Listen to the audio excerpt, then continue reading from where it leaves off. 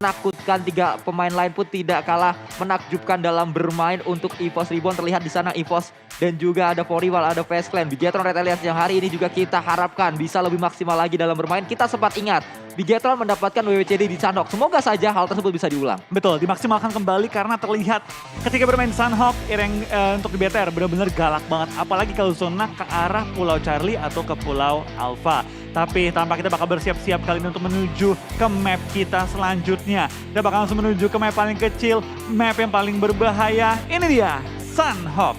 Ya, pastinya semua tim juga sudah bersiap untuk langsung menuju ke area-area Sunhawk, di mana kita tahu juga Paradise yang biasanya diisi oleh 2 tim.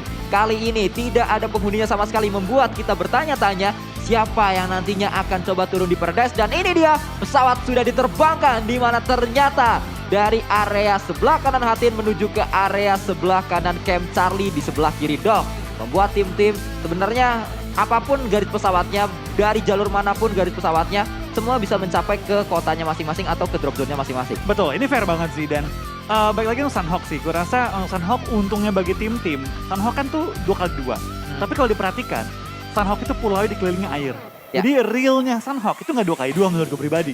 Lebih ke mungkin 1,8 kali 1,8. Kurang lebih ya. Betul. Dan itu menurut gue membuat tim-tim lain lebih cepat untuk nyampe ke arah kota mereka. Tapi ternyata bukan GD yang berperang lawan tim DX atau BN. Kali ini malah VPE yang turun dan langsung menumbangkan 2 player dari tim Baon United. Kali ini kita bakal lihat pergerakan juga mereka pelan-pelan mulai maju ke arah depan. Tapi VPE menyebar dengan cukup rapi, sudah menumbangkan 2 player. Bahkan White ketipangan ke arah lobby, Capone langsung dijepit dari 3 angle yang berbeda. 3, 4 lawan 1 bahkan. Tinggal seorang Capone sendirian. Ya, Capone akan coba diincar, juga sudah ketahuan di mana posisinya, melakukan proning terlebih dahulu. Namun Ravenclaw bersama dengan pemain-pemain Vampire nampaknya akan coba melakukan looting lagi kali ini, karena bahkan ada satu yang harus segera melakukan healing, itu dia healing sedang dilakukan. Namun Capone terjebak di area tersebut. Fluket sudah melakukan TPP juga untuk melemparkan granat terlebih dahulu menuju ke arah compound yang didiami seorang Capone. Dilemparkan harusnya kali ini, namun tidak, itu bukanlah kokangan granat, hanya sebuah pick-pick saja yang dilakukan.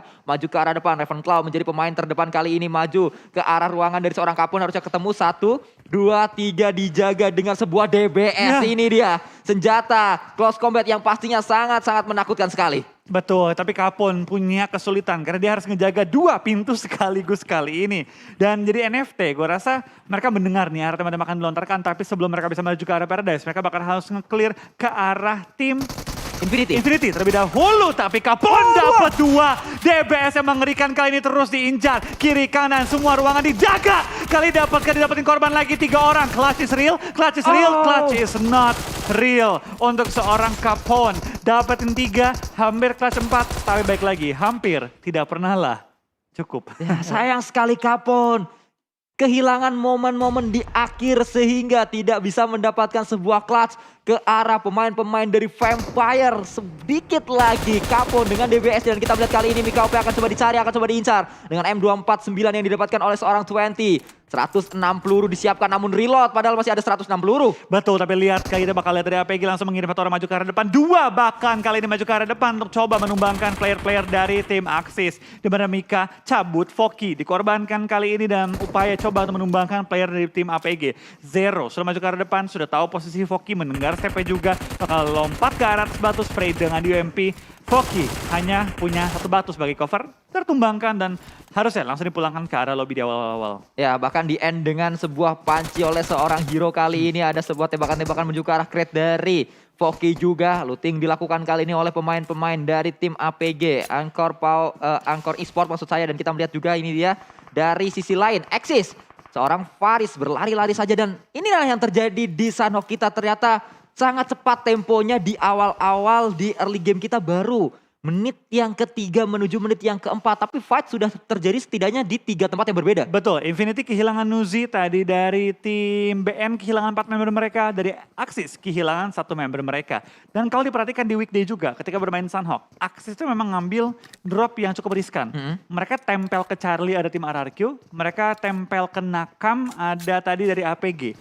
Emang resiko gitu, dan biasanya tim RRQ juga tim APG kan misalnya skip 1 ya udahlah nyantai, ada yang kosong gitu. Tapi di super weekend mereka bakal selalu bertemu dengan 2 tim yang ngejepit mereka. Kanan ada RRQ, kiri ada APG.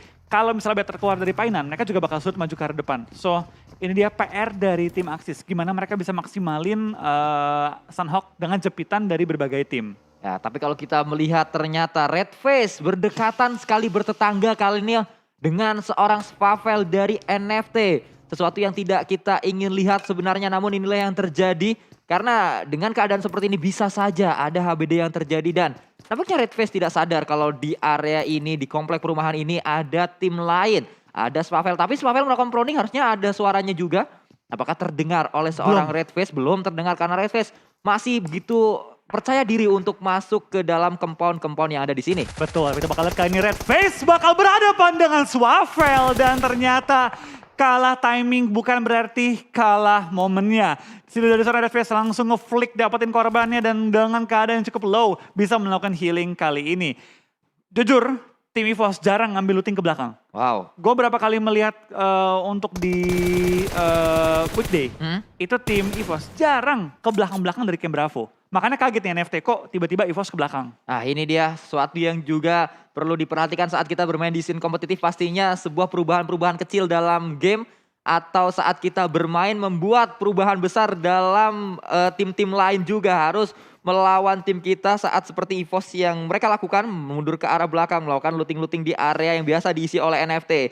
Tadi Spavel melakukan proning shoot terlebih dahulu, nampaknya akan coba melakukan HBD menuju ke arah satu pemain yaitu Red Face. Ternyata Red Face lebih siap dan bisa mendapatkan damage lebih banyak ke arah seorang Spavel membuat Spavel tersungkur. Namun kita berpindah kembali ke tim yang juga ini sebenarnya sama seperti RRQ, sama seperti NFT baru join Onyx ke Super Weekend. Namun mereka juga seperti tidak demam panggung. Mereka sangat-sangat siap untuk bermain di Super Weekend-nya. Betul, tapi kita bakal lihat tampaknya dari seorang Shep bisa menumbangkan kali ini Micro Boy. Yang tadi mungkin sedikit arah maju ke depan membuka jalan ke arah ban. Biasanya EVOS ke ban soalnya.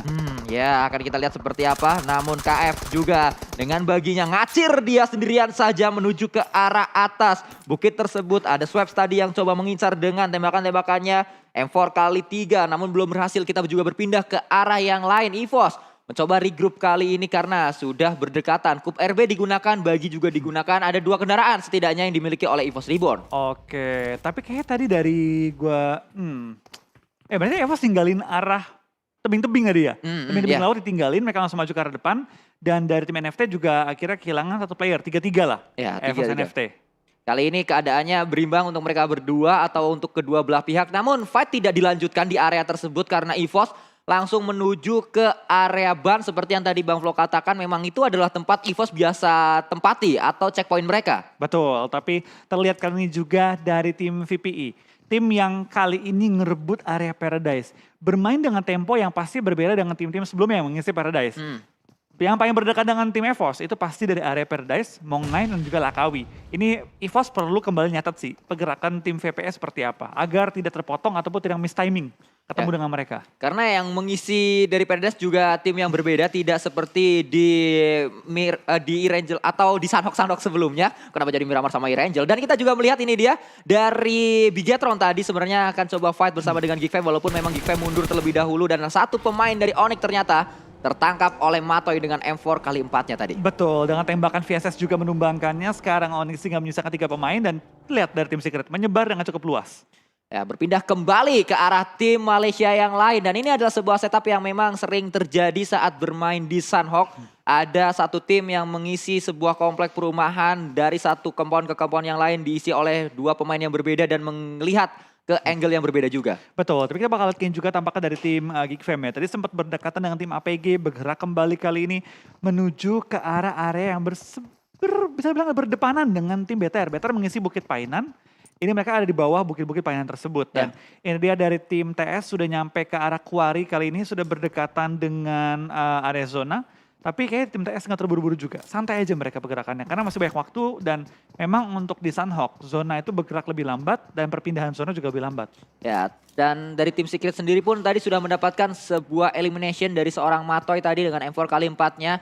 Bahkan Matoy juga masih memiliki sebuah VSS di punggungnya. Tadi sudah dibuka scope dari VSS tersebut. Kita berpindah ke arah bukit dari Painan. Ini dia yang tadi juga sudah dibahas oleh Flo Wolfie di mana Bigetron berdekatan dengan Geekfam. Tadi sempat ada sebuah open fire yang dilakukan tapi mundur terlebih dahulu dari Geekfam-nya berserta dengan dari Bigetronnya juga tidak terlalu memaksakan untuk terjadinya fight di menit yang ke-9. Dan kita melihat dari total rescue. Ternyata Jasper dari MS Chonburi paling banyak menjadi pemain yang menyelamatkan rekan-rekannya, ada Luxi dan juga KF. Betul, tapi kalau kita lihat juga ya dari beberapa bisa bilang tim Indo yang muncul di top rescue menunjukkan juga bahwa dari tim BTR, dari tim EVOS emang tim perang. Ya, betul sekali. Dari MS Chonburi juga kenapa ada Jasper di sana? Karena memang MS Chonburi pola permainan mereka tabrak-tabrak terus ke arah tim-tim lain. Betul, tapi dari tim MSC bisa dibilang mereka juga tim yang menurutku pribadi itu cukup mengagetkan gitu. Gue nggak kira mereka sekuat ini dan terlihat kali ini dari tim MSC tim yang berisikan cukup banyak veteran juga yang berasal dari tim Purple Mood, mainnya rapih banget, mainnya hati-hati banget dan terlihat gitu ketika mereka masuk ke late game, itu mereka ngekontrol pinggiran zonanya rapih banget. Ya, itu adalah sebuah bentuk atau hasil dari pengalaman yang berbicara karena kita lihat juga dengan banyaknya pengalaman yang juga dimiliki oleh ternyata tim-tim lain hanya berganti nama saja, hanya berganti atau berpindah tim saja. Isi pemain-pemainnya adalah pemain-pemain yang juga sering kita lihat di sebuah turnamen-turnamen internasional gitu. Ini menjadi sesuatu yang menarik di PMPL saya season yang keempat kali ini dan berpindah ke arah yang lain. Ini dia dari Eagle Esport, ada Namsin dan juga yang lainnya. Dan kalau kita berbicara dari Eagle Esport, mereka juga merupakan alumni dari PMCO SEA. Waktu itu bernama Chopper dan juga Chopper pernah bermain di tim FFQ. Iya, FFQ dan juga untuk seorang Namshin pernah main di BAT. BAT benar, pernah main di BAT juga. Lalu pernah berpindah ke V Gaming, saat ini bermain di Eagle Esport. Nah, pemain-pemain seperti ini dimiliki oleh beberapa tim seperti MSC. Dia punya Jasper yang juga sudah sangat-sangat berpengalaman. Namsin ada di Eagle Esport, terus kita juga Ini Ponzai juga nih. Ponzai juga. Ini adalah pemain-pemain yang sebenarnya udah punya jam terbang tinggi, cuma sekarang namanya aja ganti timnya gitu. Betul, ya pindah tim lah berarti Betul. ya. Ya misalnya seperti Microboy juga, dia pindah ke EVOS misalnya. Ataupun tim player seperti Mort yang pindah juga ke tim RRQ. Dan menurut gua kadang-kadang memang dibutuhkan gitu. Ada perpindahan, mencari suasana baru dan biasanya suasana baru ini bisa menciptakan kesempatan baru juga. Ya betul sekali, perpaduan antara player-player senior dipadu padankan dengan player yang baru muncul. Seperti kita tahu juga di tim Secret ada Matoy di sana, lalu ada Kit juga sebagai pemain baru yang masuk ke dalam tim Secret. Perpaduan seperti inilah yang banyak terjadi di PMPL SEA Championship season yang keempat kali ini. Betul. Tapi kalau kita lihat juga ya, tampaknya dari berbagai tim masih melakukan meta healing, terutama Infinity.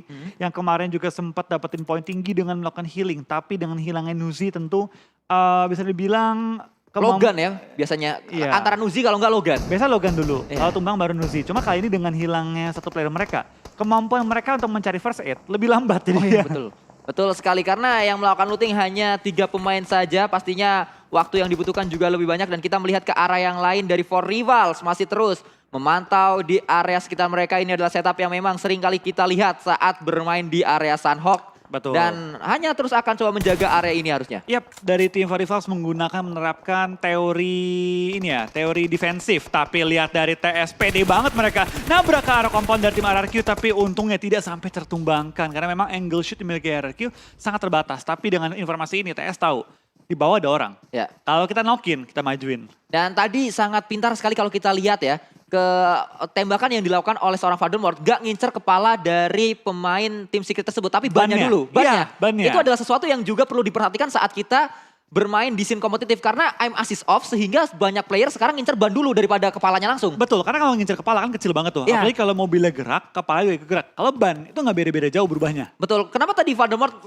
seakan nembaknya tuh ke bawah, memang dia nggak ngincer orangnya, dia ngincer mobilnya dulu, bannya dulu yang diincer supaya saat bannya meledak atau meletus mungkin ngepot sehingga ada kesempatan dia bisa nembakin pemainnya. Apalagi kalau bisa ngebait temennya. Nah, itu temennya dia. datang, coba nge-revive, dapetin 2 knock ya jadi bonus. Cuma itu kan main games. Itu Betul. ujung-ujungnya balik ke situasi dan juga kondisi dari sebuah game. Tapi kalau kita sedikit tadi ngintip ke beberapa anggota Infinity, ada nyebar juga ke arah Paradise. Dan harusnya total healing mereka, let's say dapetin 7, 5, ya 17 healing lah mereka punya. 17-19 healing Ya, total. Betul sekali, dari arah lain kita juga melihat dari APG. Ankor mereka terus akan coba melakukan strategi yang sama, setup defensif kali ini juga dibangun oleh RRQ walaupun memang sudah ketahuan posisinya sehingga tim Secret tidak akan coba menuju ke area tersebut lagi. Mereka hanya setup saja di area high groundnya atau di bukitnya. Kita berpindah ke arah yang lain dan nampaknya Ini adalah pertama kalinya kita melihat ada sebuah tempo yang sangat pasif dari match pertama. Karena match pertama, match kedua, match ketiga intens banget temponya. Iya, itu dia. Gue baru mau ngomong ya. Di game-game awal tadi ya, intensnya itu kerasa banget. Pinggir zona fight, ada yang saling nge-clear. Tapi menurut Sunhawk terasa temponya langsung nurun banget. Langsung chill banget gitu mainnya. Ya mungkin terbawa suasana ini ya, apa kayak alam yang indah. Iya, betul. Pemain juga jadi santai, jadi nggak pengen fight gitu. Ya kita melihat juga mungkin karena di area Sunhawk ini fight-nya terjadi tadi di awal sebenarnya cukup menjanjikan ya. Kayak wah ini Sunhawk akan menjadi Sunhawk yang sangat barbar karena di 3 tempat yang berbeda tiba-tiba fight. Tapi setelah fight-fight di 3 tempat tersebut selesai, udah nggak ada fight lagi sampai sekarang. Apa Sunhawk barbar? Tidak jadi. Tidak semudah itu. Tidak semudah itu. Muncul first aid, muncul meta-meta, diem di rumah. Tapi ya Sunhawk gitu. Banyak sekali cara untuk menang dan memang paling efektif itu ke tengah ambil rumah atau healing. Ya. Biasanya untuk mayoritas tim. Tapi ada juga tim-tim yang pede untuk mengambil langkah-langkah berbeda. Seperti VPE, main di pinggir-pinggir zona. Kayak GD zaman dulu mainnya. Betul. Pinggir zona, nge-clear dengan sangat rapi dan it works gitu. Bahkan VPE sudah mengantongi 5 elim, 4 dari awal, 1 dari pick off.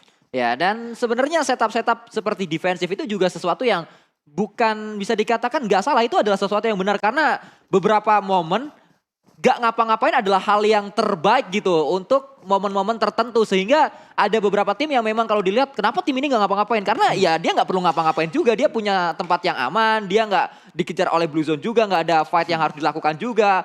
Jangan sampai dia malah membuat sebuah keadaan yang membuat timnya rugi. Betul. Mencoba-coba fight, nantangin tim-tim lain ternyata malah di-push dan jadi sesuatu yang berbahaya untuk timnya malah susah gitu. Mending ya kalau nggak ngapa-ngapain bisa ya mending nggak ngapa-ngapain. Betul, karena sebuah pepatah kata mengatakan semua itu ada waktunya. Nah semua ada waktunya. Kalau memang saatnya lagi main pasif, ya main pasif itu jangan bersuara, bikin orang lupa sama kita, ready aja untuk HBD gitu. Ya. Ada momen ya, daripada kita nembak, tiba-tiba ada yang nyamperin kita, kendaraan kita dibocorin semua, kan ya jadi kerugian buat kita. Betul. Tapi ada momen juga di mana kita emang harus nge-clear. Ada momen juga di mana kita harus sebatas ke-knock-in aja. Cari waktu untuk misalnya knock-in kita gerak, nggak usah di end, nggak usah di fight.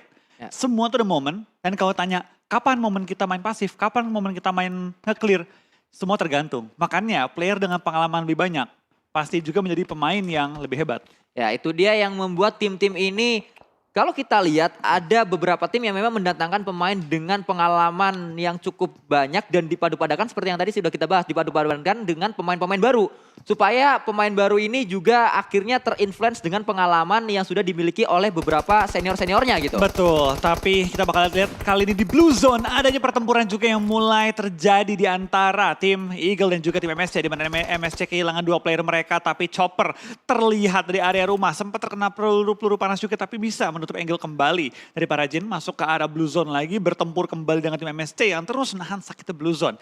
Zona pun sudah nutup zona keempat dan ini damage-nya gede banget. Ya akan sangat sakit pastinya untuk ditahan dan jarak dari Eagle Esport jauh sekali mereka menuju ke dalam circle-nya dan saat mereka masuk pastinya sudah ditunggu oleh Vampire, sudah ditunggu juga oleh Forival, bahkan Bigetron juga berada di area painan, mereka berada di area kempon-kempon di dalam painannya. Jasper akan bergerak dengan kup RB-nya, ditembak kali oleh seorang Chopper, namun itu dia tidak ada peluru yang masuk, bahkan hanya ada 1 peluru tadi yang masuk ke arah seorang Jasper. Betul, dan sayang banget peluru yang masuk, peluru terakhir. Ya. Jadi nggak sempat untuk dilontarkan kembali peluru-peluru panasnya, tapi aduh sayang sekali. Kali ini kembali ada pertempuran antara tim-tim Indonesia. Kita bakal NFT, bakal berhadapan dengan tim EVOS. NFT sudah dapetin 1 knock juga ke arah tim EVOS, menyisakan 2 pemain lagi. KF bakal maju ke depan, bakal coba untuk ngebuka angle terlebih dahulu, tapi dari seorang Flippy melempar molotov ke bawah. Tapi ruangannya terbakar kali ini, sama-sama terbakar, tapi KF yang terkena damage, malah Flippy sehat walafiat kali ini. Ya kembali kita melihat bahkan Flippy akan coba dibakar juga, namun KF sudah menyambut Flippy yang datang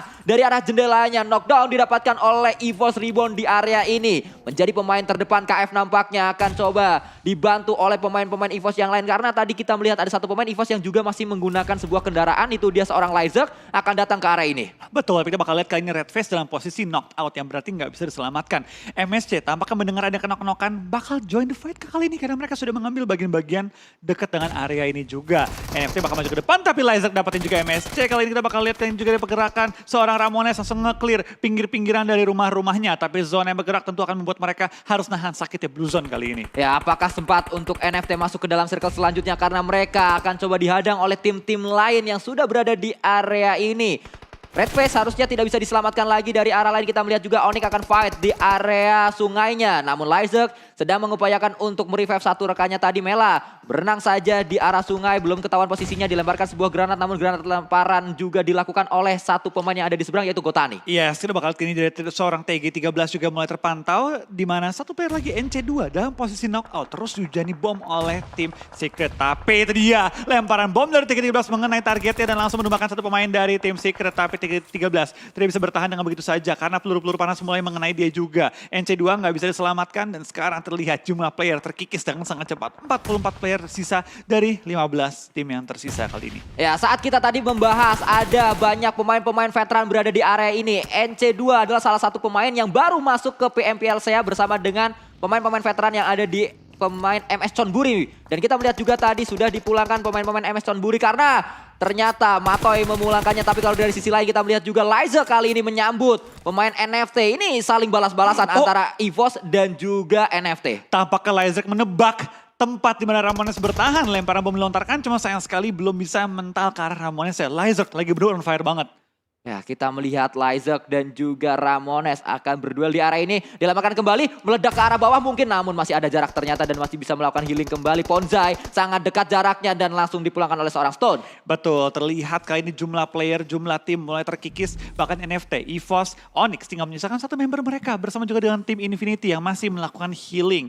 Untuk tim NFT, gue nggak lihat tadi ya berapa jumlah healing yang mereka pegang. Cuma biasanya yang healing itu player lainnya bukan Ramones, tapi terlihat dari 4 rivals. Bakal fight juga dengan tim 2E, Chopper tertumbangkan, misalkan para Jin di sisi belakang kali ini. 2E dalam bahaya, karena mereka sekarang 1 lawan 4 kondisinya. Ya, sulit sekali, bahkan akan coba dikonfirm sebuah elimination. Para Jin hanya bisa melakukan proning saja di belakang batunya, di sebelah batunya, sebuah natural obstacle yang akan coba dimanfaatkan. Healing kembali kali ini akan coba dilakukan oleh seorang Parajin karena Blue Zone sudah bergerak dan jauh jaraknya harusnya dari seorang Parajin. Dari sisi lain, For Rival juga memiliki PR yang sama. NFT sudah dipulangkan, nice try pokoknya untuk tim NFT. Dan kita melihat juga Fluket kali ini. Proning shootnya berhasil mendapatkan satu pemain, akan coba mencari yang kedua. Reed akan coba diincar, bangkit berdiri, akan coba melakukan proning shoot kembali namun belum. Bahkan sudah ketahuan juga bisa dilembak juga oleh pemain-pemain dari For Rival, yaitu Reed, dan Reed mendapatkan seorang Fluket. Betul, knock demi knock, trading dilakukan juga. A-Pool langsung keluar dari pertahanannya, tapi dari seorang Ravenclaw memberikan covering fire. Kali ini masih menahan pergerakan dari seorang Reed. Terlihat kiri, kanan, depan, belakang semua player mulai berjatuhan. Tiba-tiba tinggal 32 player yang bertahan, 13 tim yang bertahan, dan VPE, For Rivals masih pukul-pukulan di luar area zona. Ya, banyak tim yang harus fight di area luar dari circle-nya, berada di area Blue Zone. Mereka harus berkutat dengan Blue Zone dan juga harus menahan damage dari peluru lawan-lawannya, membuat banyak sekali yang tumbang. EVOS juga tumbang, dan kita melihat kali ini kembali ada gatekeep yang terjadi. Geek Fam menunggu pemain-pemain APG untuk datang. Betul, tapi terlihat dari APG kali ini masih nahan sakitnya Blue Zone. Dia berhasil knock into player juga, sedang melakukan revive, tapi dari Zero tidak bertahan lebih lama lagi dan termakan oleh sakitnya Blue Zone. Tiba-tiba hilang 2 tim. Ya. 11, 10 hilang kali ini ke arah lobby. Dan terlihat tiba-tiba 19 player yang bertahan. Ada VPE 1, ada RQ 2, For Rivals 2, Axis 2, 2E1, Infinity 1. Yang sehat kondisi timnya, tinggal 2E, Faze, dah, itu aja. Bahkan Fastclan kali ini mereka sudah berada di dalam circle-nya, jadi nyaman mereka. Dari sisi lain Apple masih akan terus berjuang untuk memulangkan seorang Parajin. Tidak ada waktu, namun ternyata sama-sama tumbang. Trading kali itu. Trading kali ini kita melihat Apple dipulangkan, tapi harusnya tadi Apple pulangnya karena Blue Zone. Betul, karena Blue Zone. Tapi terlihat kali ini masih ada RRQ dan juga Bigetron yang masuk ke arah zona kita yang ke-6. Asa tampaknya sudah tinggal sendirian kali ini, dimana kayaknya dari tim RRQ melakukan healing. Karena tinggal Asa di depan, satu lagi di Blue Zone.